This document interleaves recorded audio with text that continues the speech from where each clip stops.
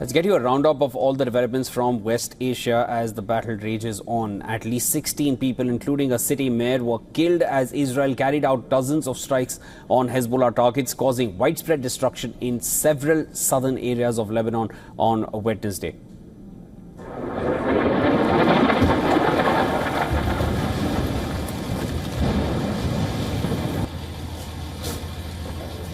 The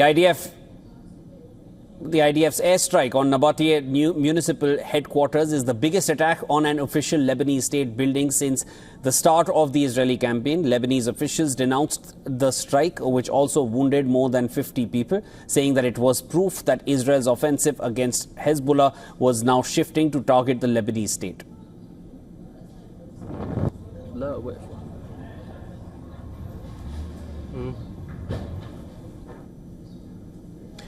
The United States has yet again raised concerns with Israel over IDF's near-daily strikes in densely populated areas of Beirut.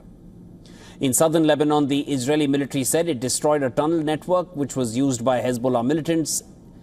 The IDF said its troops conducted targeted raids on a network of underground infrastructure and tunnel shafts that included living quarters and armories.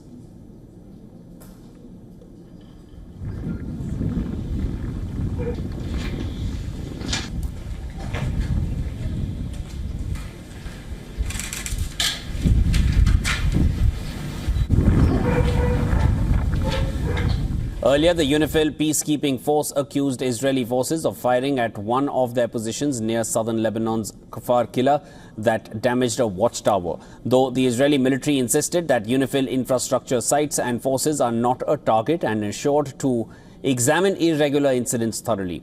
In the latest, Hezbollah said it destroyed another Israeli tank with a guided missile near the Lebanese border. The militant group claimed it had targeted another tank on Wednesday in a similar strike near a border village. Then in northern Israel, IDF's air defense systems were triggered, shooting up multiple times on Wednesday night, following which the footage showed a blast on the ground while warning sirens can be heard in the background for residents to take shelter.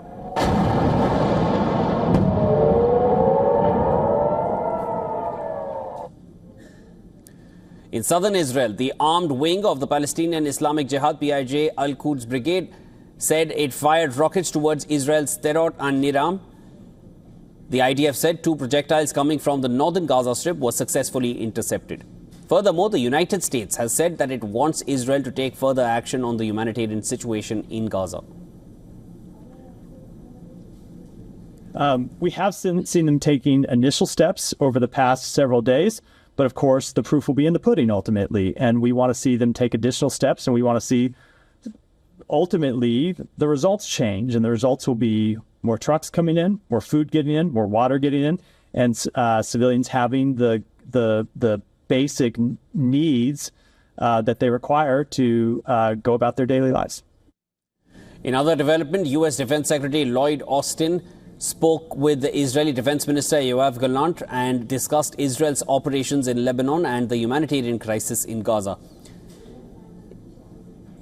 In United Nations, the U.S. envoy told the Security Council that Washington will be watching to ensure that Israel does not have a policy of starvation in the northern Gaza Strip. Meanwhile, Israeli Prime Minister convened an emergency meeting on Wednesday to discuss expanding humanitarian aid to Gaza. The Prime Minister's Security Cabinet is expected to discuss the matter further on Sunday. A quote-unquote policy of starvation in northern Gaza would be horrific and unacceptable and would have implications under international law and U.S. law. The government of Israel has said that this is not their policy, that food and other essential supplies will not be cut off, and we will be watching to see that Israel's actions on the ground match this statement. Meanwhile, Qatar's Prime Minister said on Wednesday that there has been no conversation or engagement with any parties for the last 3 to 4 weeks to secure a ceasefire in Gaza. Sheikh Mohammed, who is also Foreign Minister, has led mediation efforts for a ceasefire between Israel and Hamas.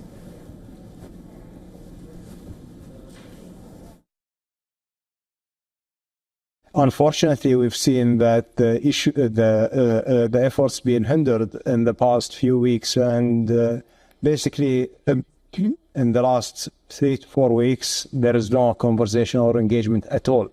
And we are just moving in the same circle with the silence from all parties. And this is unfortunate.